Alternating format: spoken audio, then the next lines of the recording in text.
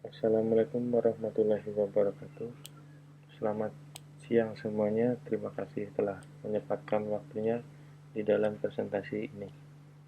Perkenalkan, saya Alif Rizkula. Dalam kesempatan kali ini saya akan mempresentasikan tentang implementasi bidang kesehatan untuk pembangunan manusia. Pada kesempatan kali ini saya akan mengutarakan pendapat dari Pak Denny Kurniadi Sunjaya, Kepala Program Studi Ilmu Kesehatan Masyarakat Universitas Padjadjaran. Secara nyata, kapitalisme sangat berperan terjadinya implementasi kebijakan. Walaupun implementasi kebijakan selalu dikatakan berdasarkan Pancasila. Bagaimana kebijakan pemerintah dalam aspek kesehatan saat ini? Kalau dilihat dari sisi kebijakan, kita bisa melihat pada 3 proses segitiga, yaitu konteks, proses, dan aktor. Aktor adalah rezim yang berkuasa membuat dan melaksanakan kebijakan tersebut. Konteks ada yang berkaitan mendasar dengan kebijakan. Pertanyaannya adalah apa ideologi kebijakan kita saat ini, khususnya dalam bidang kesehatan. Melihat dari pertanyaan yang mendasar ini, memang ada tarik-menarik antara ideologi Pancasila dengan kapitalisme. Secara nyata, kapitalisme sangat berperan terjadinya implementasi kebijakan.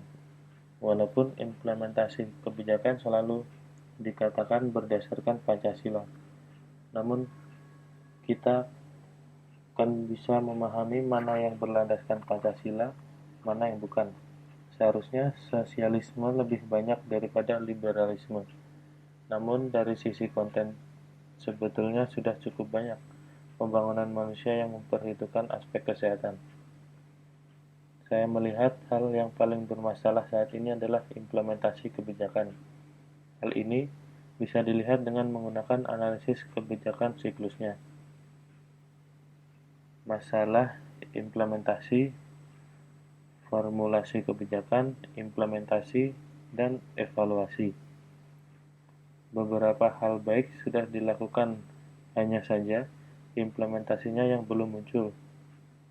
Contoh terbesar adalah tentang sistem jaminan sosial atau SJSN.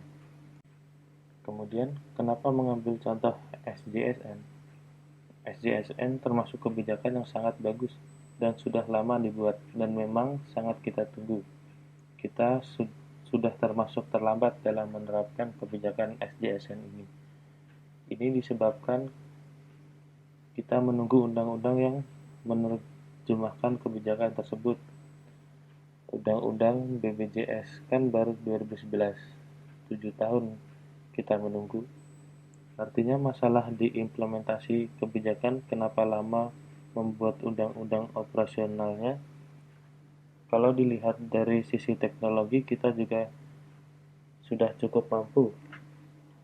Desentralisasi kesehatan sebenarnya sudah benar. Namun sayangnya banyak pejabat daerah yang belum paham PP nomor 38. Seperti penempatan dokter di daerah untuk melayani masyarakat sudah didaerahkan. Maksudnya sudah wewenang daerah. Padahal kalau dilihat dari PP nomor 38, seharusnya pusat dan daerah bersinergi. Kemudian jika kita masih lemah pada implementasi, apa sebabnya? Apakah kelengkapan sarana dan prasarana, sumber daya manusianya, atau sistem programnya? Menurut beliau, sebabnya adalah kondisinya, artinya aktornya. Pertanyaan selanjutnya, kemampuan atau kemauannya. Salah satu sebab pokok adalah kurangnya para pengambil kebijakan membaca instrumen kebijakannya.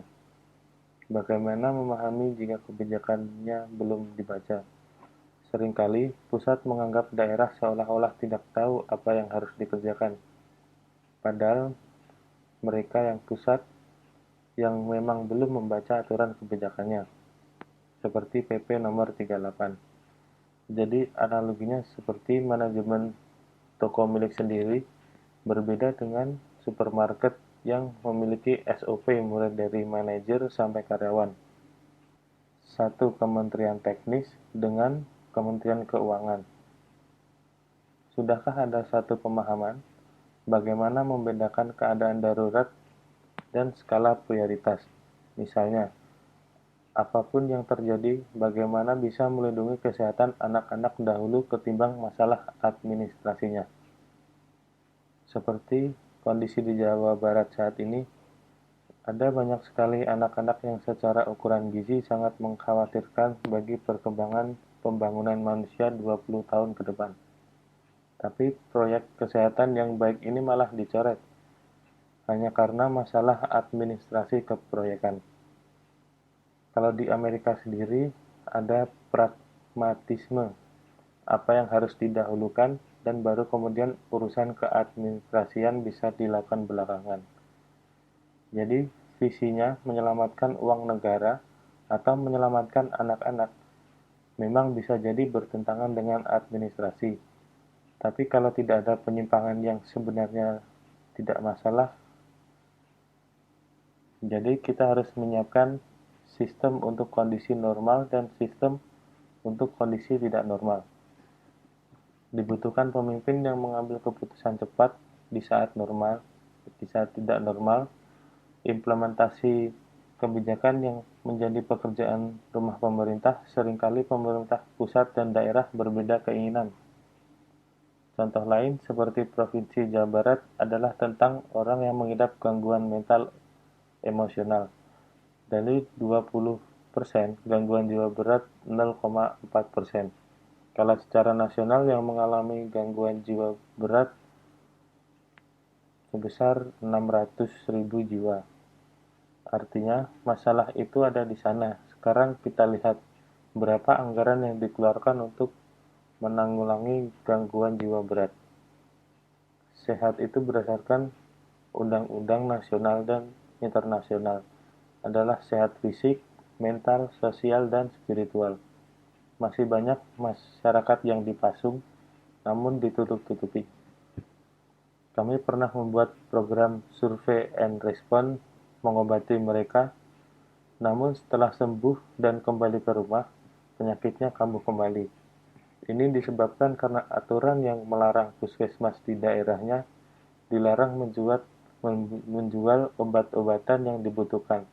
Jadi sistem seperti inilah yang harus diperbaiki. Kemudian bagaimana dengan regulasi kebijakan? Satu hal besar yang ingin dikemukakan bahwa undang-undang tentang kesehatan sudah jelas menyatakan biaya kesehatan sebesar 5% dibiayai pusat dan 10% pemerintah daerah. Namun implementasinya bagaimana? Pemerintah yang mengatakan tidak mungkin jika pemerintah pusat membiayai 5%. Yang jadi pertanyaan buat saya, jika sudah diundang-undangkan, kenapa tidak dilaksanakan? Dan siapa yang melanggar undang-undang? Inilah yang saya maksud, kebijakan sudah ada, namun implementasi tidak dilakukan. Seorang pemimpin yang berani mengambil keputusan harus berani mengambil resiko. Kemudian bagaimana dengan kondisi masyarakat terkait dengan kultur hidup sehat, pengobatan dan pencegahan terhadap penyakit. Ini menariknya orang Indonesia. Setinggi apapun tingkat pendidikannya, masih banyak yang percaya dengan hal-hal yang tidak benar. Orang kita berbondong-bondong berobat ke luar negeri Cina, padahal di sana diberi obat yang belum lulus uji terhadap hewan dan manusia. Jadi kita semacam jadi kelinci percobaan. Kesehatan menentukan kualitas manusia. Bagaimana daya saing kita ke depan jika kondisinya seperti yang diceritakan? Saya pikir dalam memahami kesehatan ada faktor determinan terbesar, yaitu lingkungan, perilaku, pelayanan kesehatan, demografi, dan faktor genetika.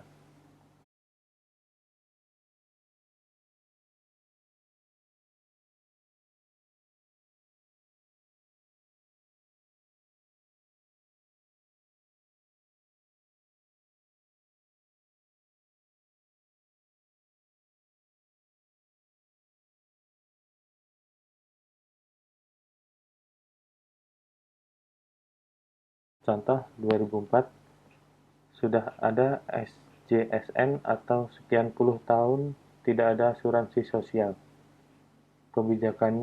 Kebiasaannya sifatnya pemadam kebakaran saja. Tiap ada masalah baru bertindak. Akibatnya tidak ada jaminan sosial untuk masyarakat. Padahal di Malaysia sistem jaminan sosial berbasis tax-based, sistemnya lebih ke arah sosial. Karena dulu dijajah Inggris, kalau dijajah Belanda dibiarkan saja. Jadi kalau Inggris lebih mempersiapkan sistemnya. Kalau kita pajak dari kesehatan disetorkan dan kemudian malah hasil pajak tersebut digunakan untuk membangun jembatan. Contoh, pajak rokok yang terbesar mempengaruhi kesehatan. Seharusnya kembali untuk dimanfaatkan bagi kepentingan kesehatan. Human Development Index atau HDI, kita yang masih di bawah negara tetangga. Kita harus berhati-hati dalam melihat HDI. HDI harus dilihat ukurannya kapan. Ketika ada pernyataan angka HDI tahun tertentu, kita harus mempertanyakan HDI-nya berbasis pengukuran atau berbasis perkiraan. Misal, angka harapan hidup yang dirilis tahun ini, datanya kan berbasis 5 tahun yang lalu. Artinya, jika kita berbicara HDI sekarang, maka data tersebut adalah hasil pengumpulan data 5-10 tahun yang lalu. Kalau saya berpendapat, HDI untuk evaluasi, tapi jangan sebagai indikator impact pengukurannya. Jadi harus hati-hati. Menurut Anda, berapa rentan waktu yang dibutuhkan ketika sebuah kebijakan diimplementasikan? Ukurannya, jangan ukur impact, tapi memakai intermediate outcome. Jadi kalau mengukur, jangan sampai sebagai acuan impact yang terlalu jauh. Contohnya, untuk mengurangi angka kematian ibu melahirkan, diberikan input. Ada prosesnya, kemudian outputnya misalnya cakupan tenaga kesehatan 90%, intermediate outcome-nya tinggal apa yang dipilih. Yang dilihat angkanya kematiannya, bukan jumlah kematiannya. Soal jumlah, biarlah sensus yang melakukannya. Jadi kalau mau memperbaiki, jangan angkanya namun dilihat dari masalahnya. Seringkali kita punya angka, tapi tidak tahu apa yang harus dikerjakan. Ini adalah tantangan para perencana membuat indikator yang bisa digunakan sebagai pengambilan keputusan dengan segera. Determinan perilaku dipengaruhi oleh sosial budaya pendidik. Contohnya klinik-klinik alternatif yang mengiklankan diri, padahal dokter saja tidak boleh mengiklankan diri karena tidak etis. Namun karena perilaku masyarakat kita, maka mereka berduyun-duyun ke klinik tersebut, baik kaya maupun miskin. Ada juga yang masih tidak percaya dengan pelayanan kesehatan modern. Ini masalah pelayanan mutu. Apa solusi permasalahan di atas? Menurut saya ada dua hal. Saya coba analogikan, jika kebakaran, maka tangani dululah kebakarannya. Yang kedua, membangun sistemnya.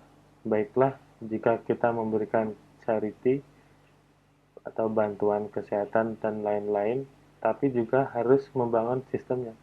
Jadi kita harus membangun sistem kesehatan. Ya, pilar pertama adalah pelayanan kesehatan harus diperkuat dengan memberi penyuluhan, pendidikan, menyiapkan infrastrukturnya. Apapun yang terjadi, amanat Undang-Undang Kesehatan 5% anggaran untuk kesehatan harus dilaksanakan. Pilar kedua adalah SDM, penyelenggara bidang kesehatan. Penuhi tenaga kesehatannya. Jangan sampai ada puskesmas yang tidak memiliki dokter. Itu tidak standar. Saat ini kita kekurangannya data yang valid. Bagaimana perencanaan kesehatan jika kita jadinya? Pilar ketiga, pembiayaannya. Asuransi sosial segera dibangun. Pilar yang terakhir, pemerintah, tata kelolanya. Selanjutnya, apakah hal tersebut ada kaitannya dengan pendidikan? Jangan dipresentasikan masyarakat yang pendidikannya tinggi itu juga sadar. Malah sekarang kita lihat orang-orang berpendidikan tinggi banyak mengalami obesitas.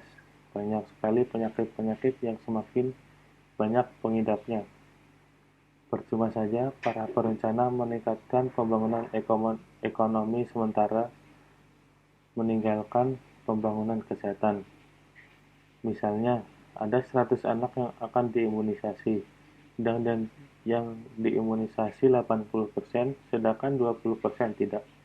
Ini percuma karena akan menularkan ke yang 80%. Kalau yang imunisasi 95%, yang 5 bisa terlindungi.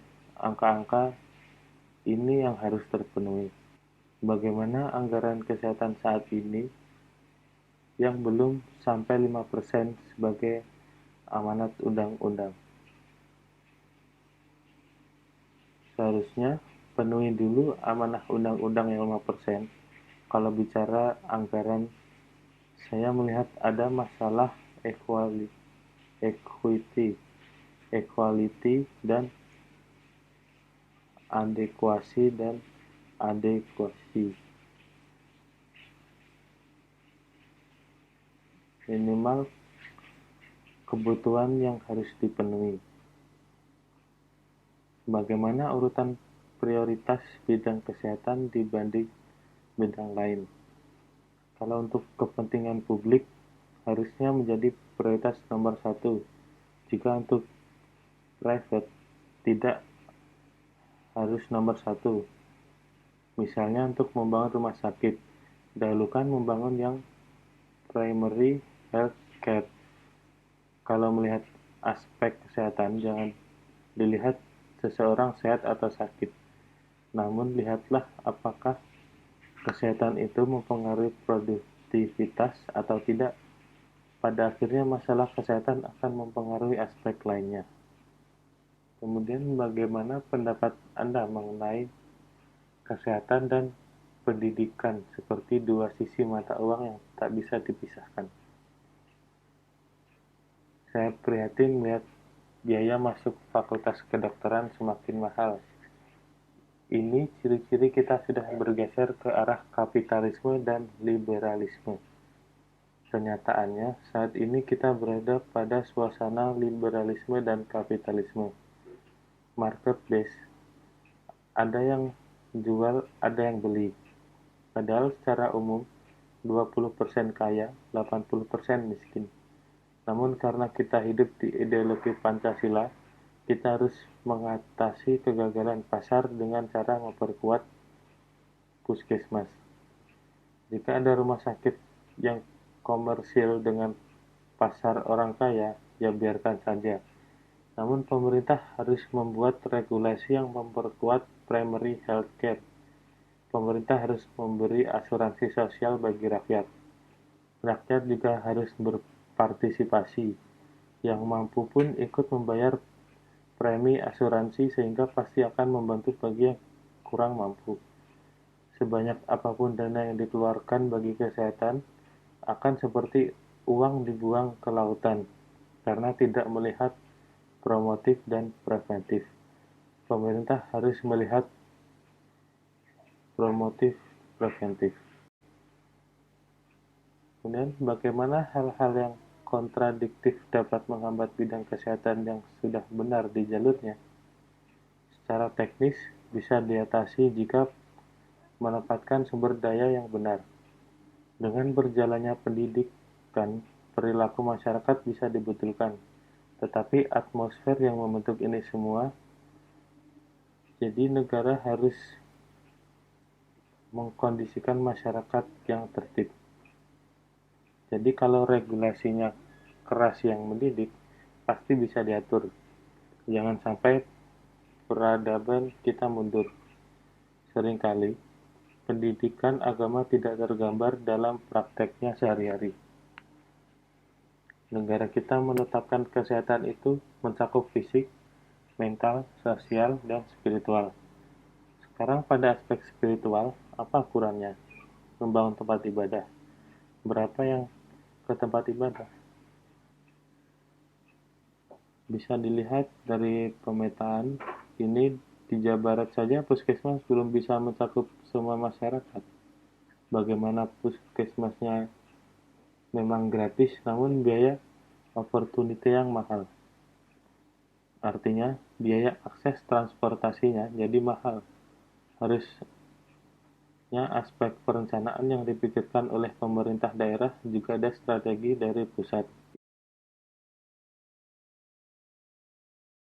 Tidak keadilan yang terjadi di tempat kita. Ini yang saya maksud, harus memperkuat sistem kesehatan kita. Belum lagi berbicara tentang SDM-nya. Kemudian, apa strategi nasional yang harus dilakukan? Aspek lokalitas harus diperhatikan. Jangan menyamaratakan kebijakan ke semua daerah, karena budaya kita berbeda-beda. Sebenarnya rekomendasi kebijakan sudah banyak yang bagus, namun implementasinya yang sulit dilakukan. Target yang bisa mencapai tahap adekuasi yang ideal berapa lama, dan bagaimana mengukurnya. Sebenarnya 1 tahun bisa. Syaratnya, pemerintah harus memenuhi anggaran 5%, maka daerah bisa 10%. Sekarang ini daerah bahkan ada yang 2% saja, namun pemerintah tidak bisa menegur karena 5%-nya belum terpenuhi juga. Taatilah undang-undangnya. Perencana membuat perencanaan dengan baik, tapi implementasinya yang tidak dilakukan. Mengukurnya dicari indikator intermediate outcome-nya yang mudah diukur dan cukup sensitif untuk mengukur kinerja. Jadi, tidak begitu saja memakai angka-angka, namun untuk pengambilan keputusan harus dicari indikator yang sensitif. Selanjutnya, menurut Anda kedepannya dengan era keterbukaan, bagaimana kita bersaing ke depannya? Kita punya penduduk besar, pasti ada orang yang muncul secara alami, namun muncul bukan karena sistem. Seharusnya negara bisa membangun sistem yang bisa menghasilkan orang-orang yang memiliki sumber daya yang baik. Jadi negara harus bisa menciptakan sistemnya. Misal, 10 tahun lagi kita mengirimkan tenaga kerja ke luar negeri dalam bidang kebidanan. Maka dibutuhkan SDM yang berkualitas, dibutuhkan sekolah kebidanan, akreditasi, dan hal yang mendukung seperti ASI eksklusif di Golden Period dan nutrisi yang baik. Ini sudah mencakup kesehatan dan pendidikan. Jadi kesimpulannya, jaga anak perempuan Anda sejak kehamilan, karena 20 tahun lagi akan menghasilkan sumber daya masyarakat, sumber daya manusia. Masalah gizi pada akhirnya menjadi pendukung. Saya berharap kesehatan menjadi mainstream di semua bidang. Terima kasih atas perhatian dan waktunya. Assalamualaikum warahmatullahi wabarakatuh.